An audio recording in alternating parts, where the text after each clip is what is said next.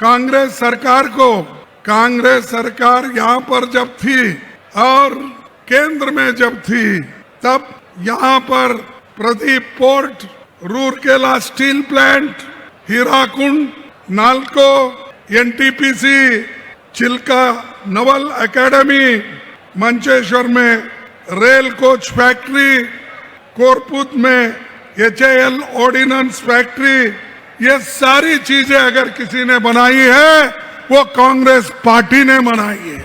मेरे को बताओ मोदी जी कौन सा फैक्ट्री यहाँ पर लाए हैं, क्या काम उन्होंने किया है हमारे ओडिशा के जनता के लिए।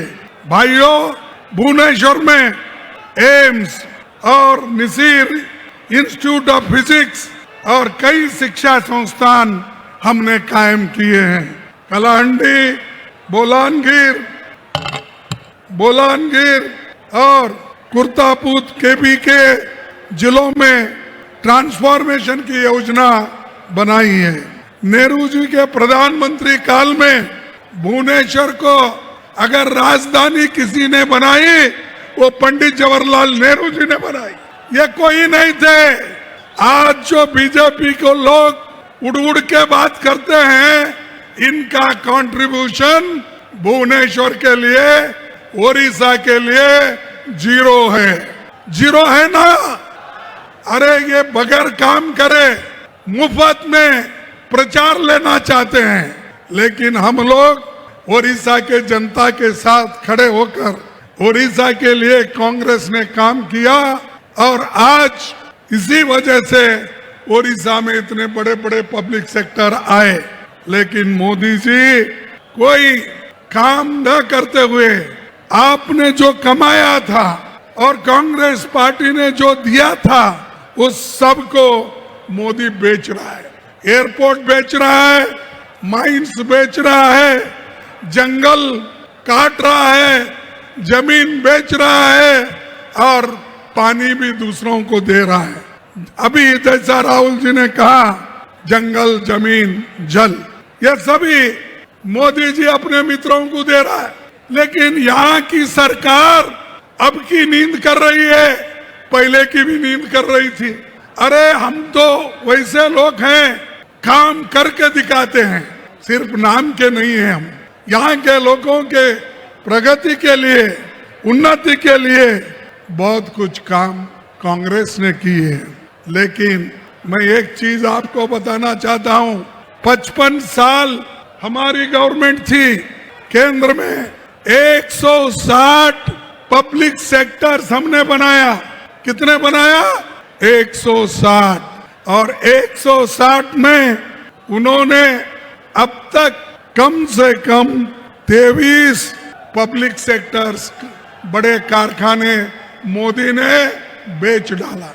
मोदी का काम यही है, कमाओ आप, खर्च करेंगे हम, बेचेंगे हम, खाएंगे हम। तो इसीलिए इनको सबक सिखाना जरूरी है। और जब तक मैं ये कहना चाहता हूँ, अगर ओडिशा कांग्रेस को जीत दिलाएगी तब पूरे हिंदुस्तान में कांग्रेस का राज्य बनेगा, यह आप ध्यान में रखिए। और कौन से भी बीजेपी हमेशा ये करती है कि पहले तो चीफ मिनिस्टर चुनती है, उसके साथ ही साथ अदानी अंबानी पीछे लगते हैं, कौन सी जमीन अच्छी है, कौन सी खनन अच्छी है, कौन सी जगह अच्छी है, कहाँ पावर प्लांट बनाना है, ये ढूंढते रहती है। तो इसीलिए इन लोगों को हम सबक सिखाना है। और मुझे मालूम है कि ओडिशा के लोग मजबूत हैं और ऐसे बीजेपी को सबक सिखाएगी, जरूर सिखाएगी। मैं अपने नौजवानों से मैं ये बात कहूंगा कि जो कांग्रेस ने फॉरेस्ट एक्ट लाया, सोनिया गांधी जी ने लाया और 2006 में लाया, आज उसको कमजोर मोदी सरकार कर रही है। अरे ये तो आपका जीने का मरने का सवाल है। फॉरेस्ट एक्ट किसके लिए बनाई? सोनिया गांधी जी ने गरीब की रक्षा करने के लिए, आदिवासियों की रक्षा करने के लिए। लेकिन अगर उसकी हिफाजत आप नहीं करेंगे, आपको बहुत बड़ा आपके ऊपर दोष आएगा। इसीलिए आपको लड़ना होगा, सब मिलके कांग्रेस पार्टी को मजबूत बनाना होगा। ये मैं आपसे विनती करना चाहता हूं। और उसी के साथ मैं परसों छत्तीसगढ़ गया था। वहां भी यही है, जितने भी आदिवासी के लोगों के जमीन है, जंगल है, वो काटने शुरू किए हैं, क्योंकि इंडस्ट्री के नाम पे वो जंगल हर जगह काटते जा रहे हैं। तो ये दोस्तों, मैं आप सबको यही कहूंगा, मोदी का एजेंडा ये है कि इस देश के संविधान को खत्म करना। वो कहते थे 400 पार तुम सीट दो, इस बार 400 पार आएंगे, तुम अगर सीट देंगे तो हम संविधान बदलेंगे। ये उनका वायदा था।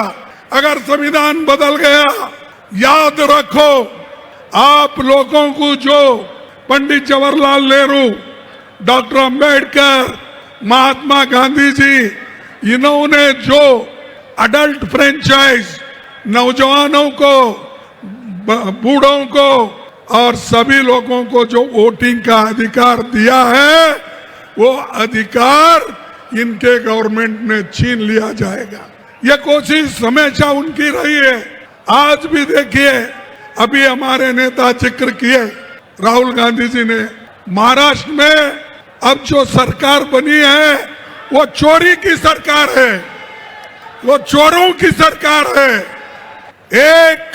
85 लाख वोट को बदलकर वहां पर उन्होंने अपनी सरकार बनाई बीजेपी वाले।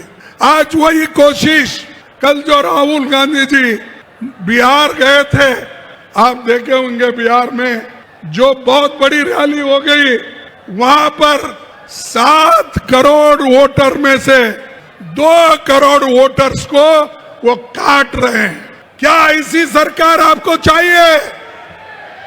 क्या ऐसे लोग चाहिए? क्या इससे लोकतंत्र बचेगा लोकतंत्र? तो ऐसे गद्दारों को हम निकाल देना चाहिए, उनको सबक सिखाना चाहिए। अगर आप सबक नहीं सिखाएंगे, अपने पैरों पे आप कुराड़ी मार लेंगे। ये लोकतंत्र है, इसीलिए आप इतने लोग अब आए हैं। ये लोकतंत्र है, इसीलिए आदिवासी को रिजर्वेशन मिला है। ये लोकतंत्र है, संविधान है, इसीलिए शेड्यूल कास्ट को आज उनको भी रिजर्वेशन मिला है। और समानता, शिक्षण, स्वास्थ्य, ये सब चीजें संविधान के वजह से सबको मिला है, सब लोगों को मिला है। इसको अगर बचाना है, आप लोग एक होना, मजबूत रहना। हाल ही में मैं सुना, देखो सुनिए बाबू, सुनिए, तुमको भी बोलने में आसानी होगा कि जो बीजेपी सेक्युलर और सोशलिज्म इस शब्द को कॉन्स्टिट्यूशन से हटाना चाहती है। क्यों हटाना चाहती है? अरे उनके संविधान में तो, उनके जो पार्टी की संविधान है, उसमें सेक्युलर सोशलिज्म लिखा हुआ है। और 1980 में उन्होंने जो संविधान बनाया, उसमें ये उन्होंने लिखा है, हम भी संविधान में जो लिखा है उसका पालन करते हैं। अरे कहाँ पालन करते हो? हर जगह आरएसएस और बीजेपी ऐसे बातें कहते हैं, गरीबों के खिलाफ कहते हैं, संविधान के खिलाफ कहते हैं। इसीलिए मेरा नौजवानों से एक नम्र विनती है, आप जागो, उठो, संविधान की रक्षा करो, तभी तुम बचेंगे। नहीं तो ये लोग, बीजेपी के लोग, ये हर समाज को बांट रहे हैं, हर धर्म को बांट रहे हैं। अगर धर्म में झगड़ा लगाने की कोशिश ये क्यों कर रहे हैं? कि हम लोगों को ये चाहते हैं कि इनका बंटवारा करो। भाइयों, हम तो संविधान बचाने के लिए आए हैं। और राहुल गांधी जी भारत जोड़ो यात्रा उन्होंने कन्याकुमारी से कश्मीर तक की। क्यों किया? कि उन्होंने इस संविधान को बचाने के लिए, देश को एक करने के लिए उन्होंने किया। मणिपुर से बंबई तक उन्होंने पद यात्रा की। वो क्यों किया? कि संविधान को बचाने के लिए, न्याय दिलाने के लिए। अगर आप लोग इसमें शामिल नहीं होंगे तो बहुत बड़ा नुकसान हम लोगों का होगा, उनका नहीं। इसीलिए भाइयों, मैं आपसे यही कहूंगा कि आज मोदी हमेशा ईडी, सीबीआई, इनकम टैक्स, ये सब चीजें करने का काम कर रही है, लेकिन आपको डरना नहीं है। आप डरेंगे तो मरेंगे, आप डरेंगे तो मरेंगे।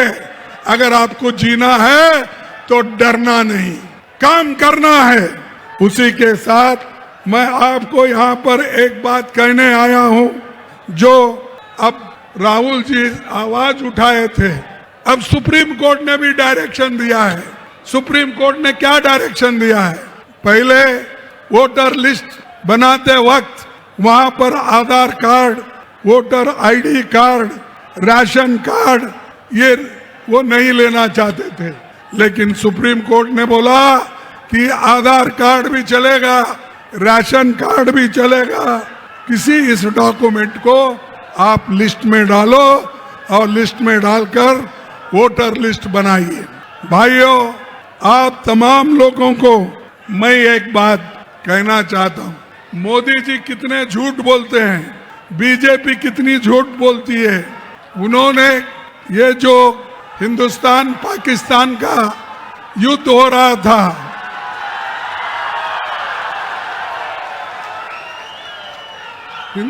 हिंदुस्तान पाकिस्तान का जो युद्ध हो रहा था, उस वक्त उन्होंने कहा, ट्रंप ने कहा कि मैं हिंदुस्तान और पाकिस्तान की लड़ाई खत्म किया हूं। मैं उनको कहा हूं कि ये लड़ाई बंद करो, उन्होंने फौरन बंद किया। ऐसा ट्रंप 16 बार बोले, मोदी उसको कुछ भी उत्तर नहीं दिए। और क्यों नहीं दिए? उनके पास ट्रंप के खिलाफ बोलने की हिम्मत नहीं थी। जब उनके पास हिम्मत नहीं है, ऐसे लोग देश की हुकूमत नहीं कर सकते। जिसके पास ताकत नहीं, जो आदमी ताकत से नहीं लड़ता, उस आदमी को इस देश के ऊपर, जिस देश का रक्षण करने की हिम्मत नहीं है, उनको हम कभी लीडर नहीं मानेंगे। और दूसरी बात, यहाँ पर जो मोदी जी ने बहुत सी बातें करके गई, अभी भी करते हैं कि भाई डबल इंजन सरकार आई है। डबल इंजन सरकार क्या है भाई? कौन सा काम कर रहे हैं? अरे डबल इंजन की सरकार तो अदानी को जमीन दे रही है, पीयूसी बेच रही है, सब चीजें अमीरों के लिए है, इस ओडिशा के गरीबों के लिए कुछ नहीं है। मैं एक दलित कम्युनिटी से आता हूं, मेरे को दर्द है, क्योंकि ये संविधान बचा तो ही मैं बचूंगा। दलित बचेंगे, आदिवासी बचेंगे, नौजवान बचेंगे, महिला बचेंगे, किसान बचेंगे। दूसरों की इसकी फिक्र नहीं है। क्यों फिक्र नहीं? वो खा पी के मजे में है, उनको कुछ चाहिए नहीं। अरे जरा चुप बैठो भाई, बाद में तुम्हारा जोश दिखाओ। इलेक्शन आ रहे हैं नजदीक, उस इलेक्शन में अगर जीत के आए तो हम आपके ऐसे 100 ललकार सुनेंगे। थोड़ा पहले सुनने का सीखो भाइयों। और एक बात आपको ये कहूंगा कि राहुल जी मणिपुर गए तो मोदी क्यों नहीं गए भाई? मोदी क्यों नहीं गए? आज तक नहीं गए। 42 विदेश देशों में उन्होंने घूमा, 42 देशों में आज तक गए हैं। अभी भी 8 राष्ट्र का घूम रहे हैं, मालदीव्स को जा रहे हैं। अरे ये सब देशों को आप जा सकते हो, क्यों मणिपुर नहीं जाते? वहां रेप हो रहे हैं, घर जलाए जा रहे हैं, बच्चों की शिक्षा नहीं है, स्कूल बंद है, ये सब हो रहा है। मोदी उधर पैर नहीं रख रहे। इतने जहाज है उनके पास, क्या उनको 1-2 घंटे टाइम नहीं मिलता? आपको पाकिस्तान के लोगों को बिन बुलाए जाकर उनसे गले मिलते हो, हर लीडर से जाकर गले मिलते हो, तो क्या आपको मणिपुर के महिलाओं का रक्षण करने के लिए, महिलाओं को, बच्चों का रक्षण करने के लिए, वहां के जो इतनी भारी आपस में लड़ाई चल रही है उसको शमन करने के लिए आप क्यों नहीं जाते, ये मैं पूछता हूँ। लेकिन उनको देश के बारे में हमदर्दी नहीं है, उनको सिर्फ गले में मेरे को कौन बुलाकर कौन वो उनका देश का हार डालेगा, किस देश में जाके मैं वो सर्वोच्च पद लेऊं, इसमें ज्यादा उनका ध्यान है। और मैं आपसे ये कहना चाहता हूँ कि ये उनके पास उधर जाने की हिम्मत नहीं है और वो जाना भी नहीं चाहते। और मैं खास करके SC ST और अल्पसंख्यक समुदाय के उनके भय को निकालना चाहता हूँ। मैं चाहता हूँ आदिवासी भाइयों, शेड्यूल्ड कास्ट के लोगों, किसान के जितने भी लोग हैं और युवक हैं, आपको लड़ने का सीखना चाहिए, आप लड़ना चाहिए। और मैं यही कहीं दलित लोगों से भी कहूंगा, आदिवासियों से कहूंगा कि तुम अगर लड़ेंगे नहीं तो तुम निश्चित रूप से मरेंगे। तुमको दबाने वाले लोग हैं, तुमको दूर रखने वाले लोग हैं, मनुस्मृति को लाके तुमको मंदिर से दूर रखते हैं, तुमको हर देवल से दूर रखते हैं। मैं हाल में सुना यहाँ पर जो एक हालात हो गई, देखो यहाँ पर सुनो, हाल ही एक खबर मुझे मिली है, उड़ीसा के गंजाम डिस्ट्रिक्ट में 2 दलित लोगों को पीटा गया, 2 दलित लोगों को पीटा गया, बाल काटे गए, 2 किलोमीटर तक घुटने पर उनको चलाने की कोशिश की और घास खाने, गंदा नाली का पानी पीने के लिए मजबूर किया। क्या ये चाहते हैं? अरे इसके ऊपर आप जोर लगाओ, कहो, लड़ो। वो छोड़कर अगर हम छोटी मोटी बात करते नहीं तो मर जाएंगे। ये लोगों को, दलितों की हालत बीजेपी सरकार में है, यहाँ के सरकार में है। हमारी पार्टी लड़ रही है, हमारी पार्टी सत्याग्रह कर रही है, हमारी पार्टी हर जगह एजिटेशन कर रही है, लेकिन सरकार सो गई है। सरकार को उठाना होगा, जो चाहे उस मंत्र से उठाओ तभी वो उठेंगे। और शेड्यूल्ड कास्ट की हालत अगर उड़ीसा में ऐसी है तो आप ध्यान में लो, कल के दिन किसी और जगह ऐसा ही होगा। भाइयों, एक ऑफिसर को भी बीजेपी वालों ने मारा। अरे ऑफिसर को मारते हैं, दलितों को मारते हैं। अगर ये चीज यहाँ पर चलते गया तो कोई गरीब नहीं बचेगा, कोई दलित नहीं बचेगा। इसीलिए आपको ठीक ढंग से काम करना है। मैं एक रिपोर्ट पढ़ा, विधानसभा 29 मार्च 2025 को यहाँ के उपमंत्री ने विधानसभा में एक स्टेटमेंट दिया है। 11 महीने में 28,000 महिलाओं पर और बच्चों पर अत्याचार हुए। कितने? 11 महीने में 28,000 महिलाओं और बच्चों पर अत्याचार हुए। इसके खिलाफ लड़ो। ये लड़े तो ही हमारे लोग जागृत होंगे, महिला जागृत होगी, लड़ने की शक्ति आ जाएगी। तो इसीलिए आप सभी लोग, चाहे वो Gopalpur bridge Ganga gang rape हो, चाहे वो हमारे फैक्ट फाइंडिंग कमेटी कांग्रेस की भेजे थे, वो रिपोर्ट भी आया है, हम देखेंगे। उसके बाद में सदन में भी इस बात को हमारे लोग उठाए हैं और आने वाले दिनों में भी इसके बारे में ज्यादा से ज्यादा लोग ये सवाल को उठाए। और एक मैं खास करके कहना चाहता हूँ, यहाँ पर कमीशन खोरी बहुत है। अरे सैंड बेचते हैं, फॉरेस्ट बेचते हैं, हर चीज बेचने का, कमीशन खाने का।